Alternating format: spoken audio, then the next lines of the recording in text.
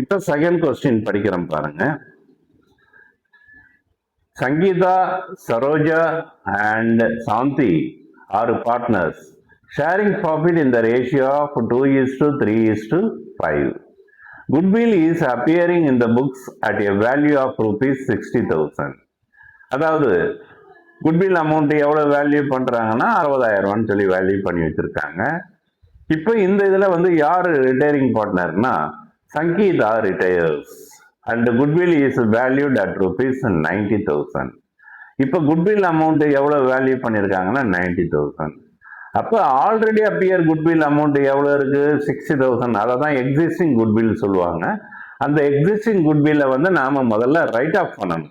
இது வந்து நம்ம அட்மிஷன் ஆஃப் ஏ பார்ட்னர்லேயே பார்த்துருக்கோம் ரைட் ஆஃப் பண்ணுறது. Existing goodwill amount 60,000 write off பண்ணிட்டு அதுக்கு அடுத்தது ரிட்டையரிங் பார்ட்னருக்கு அந்த 90,000ல எவ்வளோ ஷேர் பண்ண வேண்டியது இருக்கோ அந்த அமௌண்ட்டை நம்ம ஃபைண்ட் அவுட் பண்ணுவோம். இப்போ இந்த கொஸ்டின்ல பார்த்தீங்கன்னா உங்களுக்கு ஓல்டு ஷேர் மட்டும்தான் இருக்கு, நியூ ஷேர் கொடுக்கல. அப்போ நமக்கு பிரச்சனையே கிடையாது. அந்த இதை எப்படி கால்குலேஷன் நான் சொல்லிடுறேன் பாருங்களேன். இப்போ வந்து ஓல்டு ஷேர் வந்து 2:3:5. அப்போ ரிட்டையரிங் பார்ட்னர் யாரு? சாரி, இந்த சம்ல வந்து ரிட்டையரிங் அதாவது நியூ ஷேரும் கொடுத்துருக்கான் பாருங்க. கொஸ்டின் ஃபுல்லாவே படிக்கிறேன் பாருங்க. Sangeeta retires and goodwill is valued at rupees 90,000.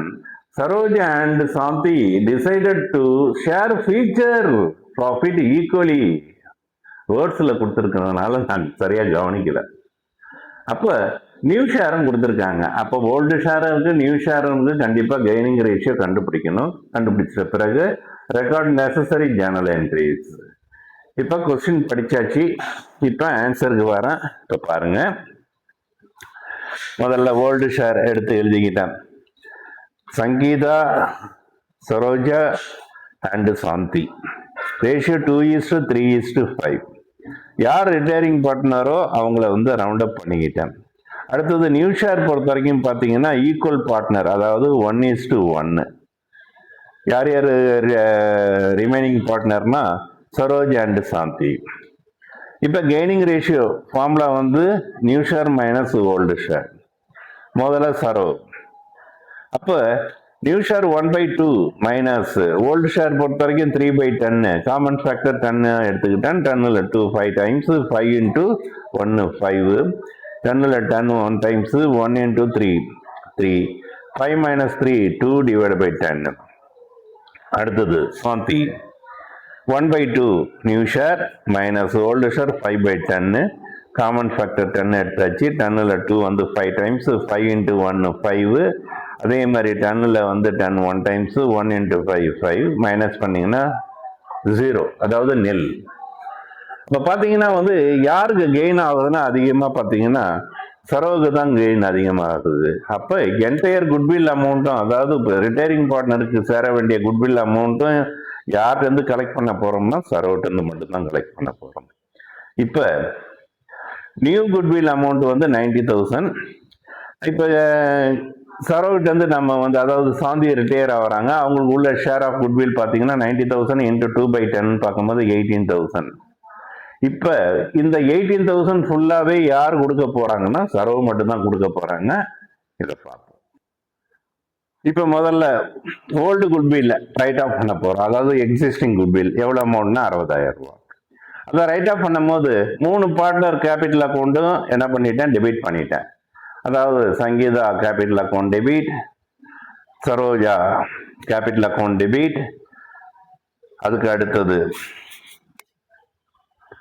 Shanti capital account debit to goodwill account. இந்த என்ட்ரிஸ் எதுக்கு உள்ளதுன்னா ரைட் ஆஃப் பண்றதுக்கு. அதை வந்து ஓல்டு ஷேர் பிரகாரம் அவங்களுக்கு பொறுத்த வரைக்கும் பிரித்து கொடுத்தாச்சு. 60,000 × 2/10 எவ்வளோ அமௌண்ட்னா 12,000. 60,000 × 3/10 18,000. 60,000 × 5/10 எவ்வளோ அமௌண்ட் 30,000. மனத்தையும் கூட்டி கிரெடிட்ல பொறுத்த வரைக்கும் 60,000. இது ரைட் ஆஃப் பண்றதுக்கு இல்லை ஜேர்னல் என்ட்ரிஸ்.